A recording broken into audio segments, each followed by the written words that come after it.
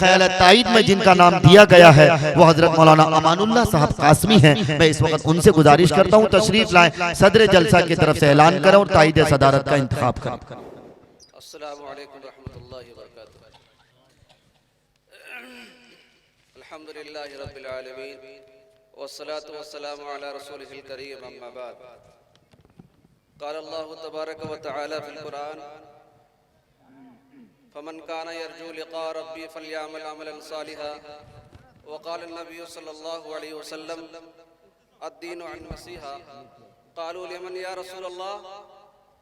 क़ाल नबी सल्लल्लाहु अलैहि वसल्लम लिल्लाहि व लिकिताबिहि व लिरसूलिहि व लिअइम्मतिहिम व लिआम्मतिल मुस्लिमीन औ कमा क़ाल अलैहि सल्लतु वस्सलाम, रवाहु मुस्लिम। मेरे भाइयों, दोस्तों, बुजुर्गों, हम लोग अकीके के ताल्लुक़ से एक प्रोग्राम में शरीक हुए हैं और इसका दूसरा उन्वान है इस्लाहे माशरा। इस्लाहे माशरा और सीरतुल नबी दोनों लाजिम और मलजूम हैं। जाहिर सी बात है कि जब माशरे सीरत नबी पेश की जाएगी तो माशरे की भी इस्लाह हो जाएगी। दोनों आपस में लाजिम और मलजूम है। जिस तरह से सूरज का निकलना और दिन का मौजूद होने में लाजिम और मलजूम है, जब सूरज निकल जाता है तो दिन मौजूद हो जाता है।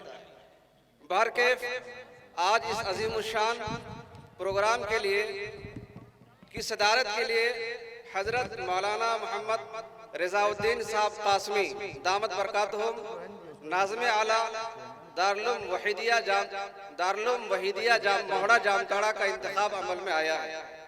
मैं अपनी तरफ से और जुमला उलमाए किराम की तरफ से पुरजोर अल्फाज में तायद करता हूँ और मैं सदर मोहतरम से चाहता हूँ कि अगर आपकी इजाज़त हो तो 2-4 मिनट में बोल लूँ।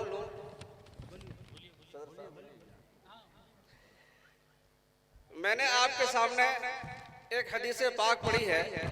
आका सल्लल्लाहु अलैहि वसल्लम इरशाद फरमाते हैं, इनके अलावा हमारे स्टेज में बहुत बड़े बड़े उलमा मौजूद हैं। मौलाना अब्दुल जब्बार साहब कासमी जामताड़ा ज़िले के सफ़े अव्वल के आलिम हैं।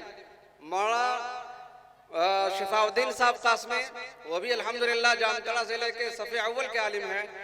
मुफ्ती फजलुर रहमान साहब दामत बरकातहुम वो भी जामताड़ा ज़िले के सफ़े अव्वल के आलिम हैं और दारुल देवबंद के मुमताज़ तालिब इल्म रह चुके हैं। हमारे पास बड़े बड़े उलमा मौजूद हैं। मैं आपके सामने 2-4 मिनट के लिए खड़ा हुआ। मैंने आपके सामने एक हदीस पढ़ी है। आका सल्लल्लाहु अलैहि वसल्लम इरशाद फरमाते हैं, अद्दीनु अन नसीहा, कि दीन खैरखाई का नाम। क़ालू लिमन या रसूलल्लाह? सहाबा ने सवाल किया, अल्लाह के रसूल किसके लिए? हुज़ूर पाक सल्लल्लाहु अलैहि वसल्लम ने फरमाया, लिल्लाहि, अल्लाह के लिए, वली किताबिही, और अल्लाह की किताब के लिए, और अल्लाह के रसूल के लिए, और मुसलमानों के अइम्मे के लिए, और आमतुन नास के लिए। इत्तिफाक की बात है कि ये किताब मैंने हजरत मौलाना अरशद मदनी दामत बरकातहुमुल आलिया से पढ़ी मिशकात शरीफ। मिशकात शरीफ के अंदर जब हदीस आई तो हजरत मौलाना अरशद मदनी साहब दामत बरकातहुम ने इरशाद फरमाया कि इस हदीस पाक के अंदर जो लफ्ज़ नसीहा है, अन नसीहा, नसीहा का मुश्तक मिन्हो 2 है। एक नसातुल असला है और एक नसातुल सौबा है। नसातुल असला के माने आते हैं मोम से, शहद से मोम को निकालना, और नसातुल सौबा के माने आते हैं कपड़े के अंदर अगर कहीं फटान हो, कहीं अगर शिगाफ हो तो शिगाफ को दूर करना। तो अब हदीस का मतलब ही हुआ कि दीन नाम है खैर खाई का। साहबा ने एतराज सवाल किया, ये अल्लाह के रसूल किसके लिए?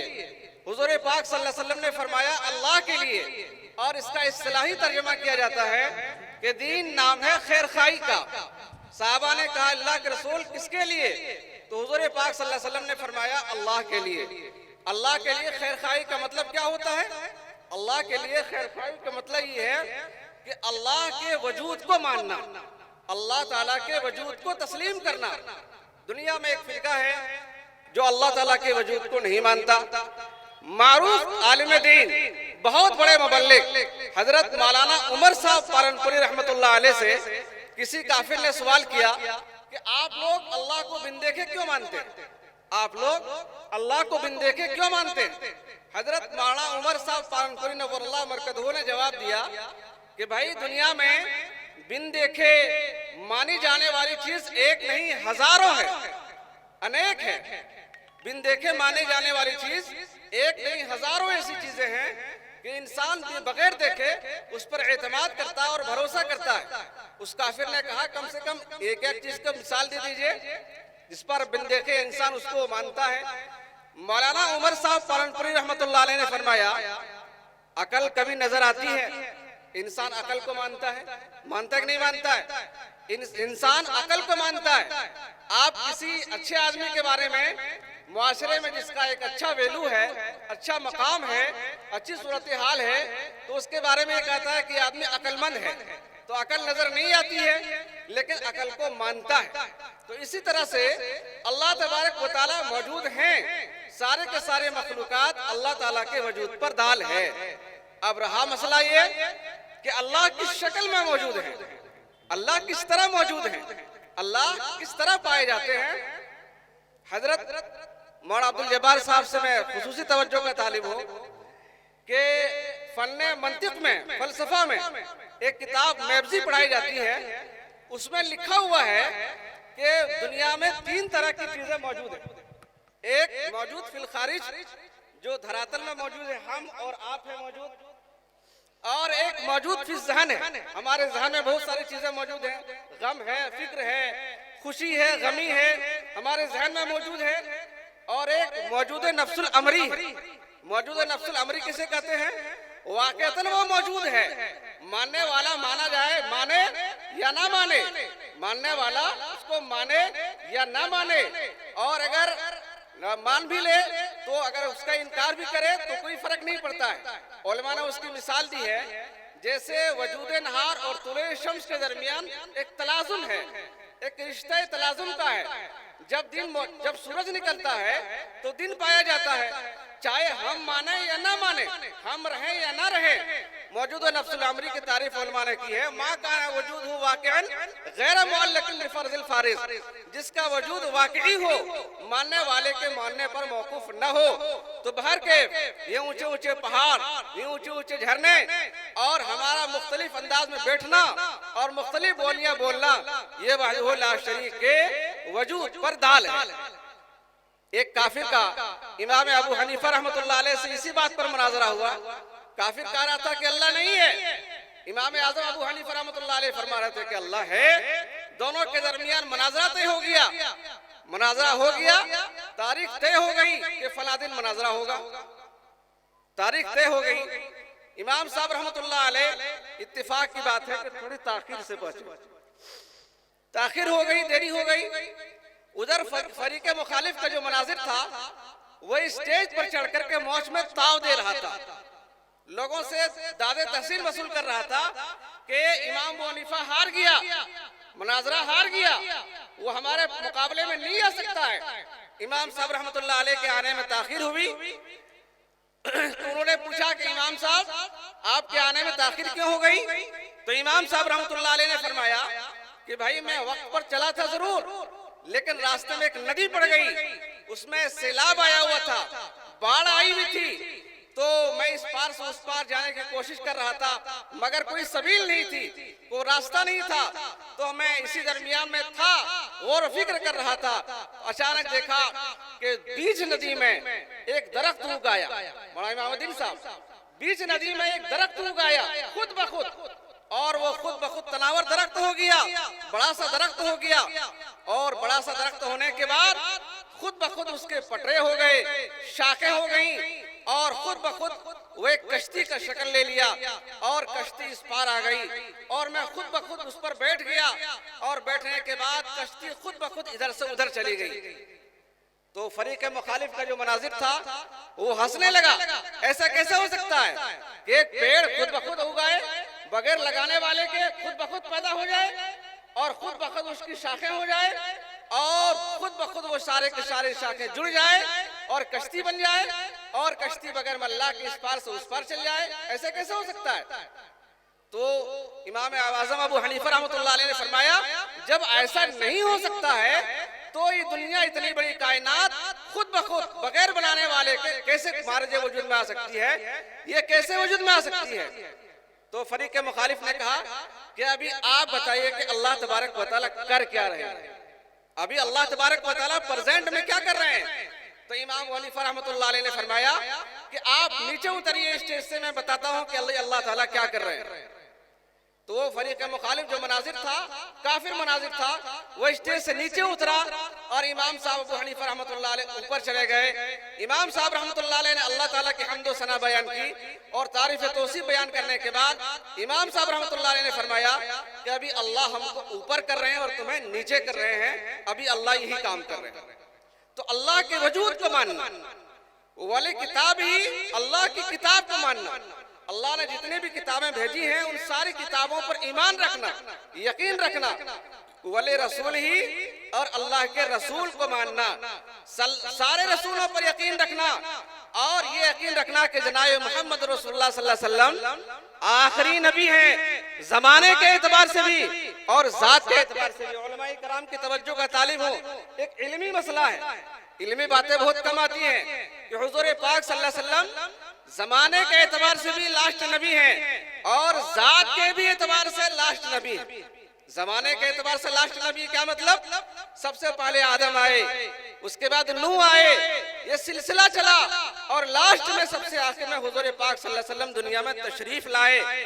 और जाती एतबार से भी आप सल्लल्लाहु अलैहि वसल्लम खातिमुन नबीयीन हैं। जाती एतबार से खातिमुन नबीयीन होने का मतलब ये है कि अल्लाह तबारक व तआला ने आपके तवस्सुत से, आपके तुफैल में, आपके तवस्सुत से, आपके माध्यम से तमाम रसूलों को रिसालत अता की और हुजूर पाक सल्लल्लाहु अलैहि वसल्लम रिसालत के मंबा हैं, रिसालत के सरचश्मा हैं और आप सल्लल्लाहु अलैहि वसल्लम ही के तुफैल में तमाम अंबिया किराम अलैहिस्सलातु वस्सलाम को रिसालत मिली है। इसी बुनियाद पर कासिमुल उलूम वल खैरात हजरत मौलाना कासिम नानवी रहमतुल्लाह अलैह ने अपनी किताब तकरीर दिल पजीर के अंदर एक निहायत ही आलिमाना और फकीहाना इबारत लिखी है। हजरत मौलाना कासिम नानवी रहमतुल्लाह अलैह फरमाते हैं बेईमाना, यानी आप सल्लल्लाहु अलैहि वसल्लम खातिमुन नबीयीन हैं जात के एतबार से, इस बाने के एतबार से, अगर बादे ज़माने नबी अगर कोई नबी आ जाए तो आप सल्लल्लाहु अलैहि वसल्लम के नबूवत पर, असले नबी होने पर कोई फर्क नहीं पड़ेगा। ये मौलाना कासिम नानवी रहमतुल्लाह अलैह की इबारत है। तो आप सल्लल्लाहु अलैहि वसल्लम को आखिरी रसूल मानना जमाने के एतबार से और जात के एतबार से, और अगर खत्म नबूवत पर अगर कोई शुबहा वारिद हो, किसी हदीस की बुनियाद पर अगर शुबहा वारिद हो तो उलमाए रब्बानीन से मुराजा करना और उस शुबहे को दूर करना। एक छोटी सी हदीस पढ़ता हूँ, उसके बाद मैं अपनी बात खत्म करता हूँ। सूरह तलाक की आयत है, अल्लाहुल्लज़ी खलक़ सबअ समावातिन व मिनल अर्ज़ि मिस्लहुन्ना, अल्लाह वो है जिसने 7 आसमान बनाए और 7 जमीनें बनाई। इस आयत करीमा की रोशनी में अल्लामा इब्न कसीर रहमतुल्लाह अलैह ने एक हदीस नकल की है। वो हदीस ये है कि जनाब मोहम्मद रसूलुल्लाह सल्लल्लाहु अलैहि वसल्लम इरशाद फरमाते हैं, जिस तरह से 7 आसमान हैं, 7 जमीनें हैं और जिस तरह से इस जमीन के अंदर एक नबी है जिसका नाम मोहम्मद है, एक नबी है जिसका नाम ईसा है, एक नबी है जिसका नाम मूसा है, एक नबी है जिसका नाम आदम है, तो दूसरी नबी जमीन के अंदर भी एक नबी है जिसका नाम मोहम्मद है, तीसरी जमीन के अंदर भी एक नबी है जिसका नाम मोहम्मद है, चौथी जमीन के अंदर भी एक नबी जिसका नाम मोहम्मद है। अला हदल क़ियास 5वीं, 6ठी, 7वीं एक हदीस है और आला दर्जे के सही है। इमाम बिहक़ी रहमतुल्लाह अलैह ने इस हदीस को मुतअद्दिद तुरुक से, बहुत सारे हवाले से इसको यकजा फरमाया है और इसकी सेहत पर उलमा ने इत्तिफाक किया है। अब इस हदीस पर एक अकीदे खत्म नबूवत पर एक एतराज होता है कि जनाब आप सल्लल्लाहु अलैहि वसल्लम ने फरमाया कि इस जमीन में एक नबी है जिसका नाम मोहम्मद है, दूसरी जमीन में भी एक नबी है जिसका नाम मोहम्मद है। तो अब सवाल पैदा होता है कि दोनों नबी, दोनों मोहम्मद एक है या अलग अलग हैं?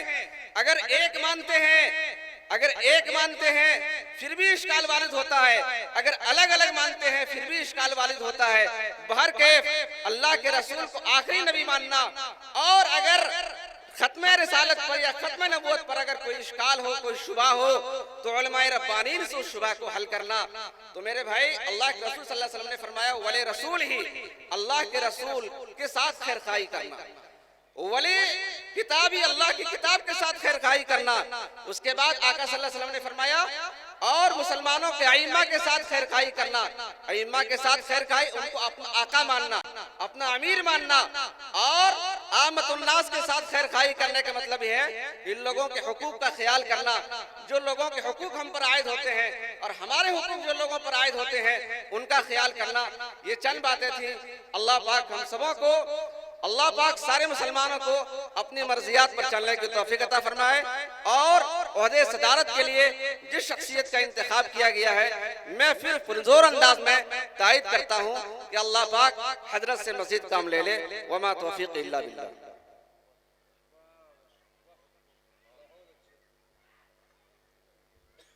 माशाअल्लाह, ये थे हजरत मौलाना अमानुल्लाह साहब कासमी। बहुत मुख्तसर वक्त में बहुत कीमती बातें, इल्मी बातें बताई। बहुत सारे लोगों के तो बाउंस गई होगी ये बात, लेकिन बहरहाल ख़त्म नबूवत के सिलसिले में बहुत अच्छी गुफ्तगू